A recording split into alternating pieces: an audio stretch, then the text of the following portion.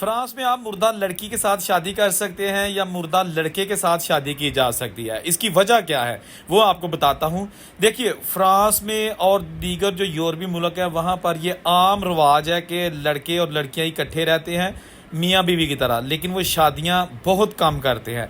तो शादी से पहले अगर लड़का इस दुनिया से चला जाता है और लड़की प्रेग्नेंट होती है तो वो अपने बच्चे को नाम देने के लिए उस मरे हुए शख्स के साथ शादी कर लेती है।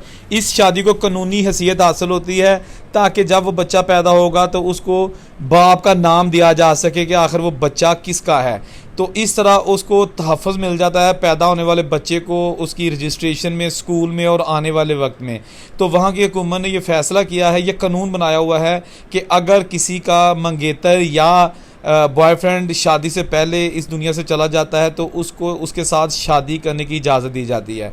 ये बहुत ओपन माइंडेड लोग हैं यूरोपियन कंट्रीज़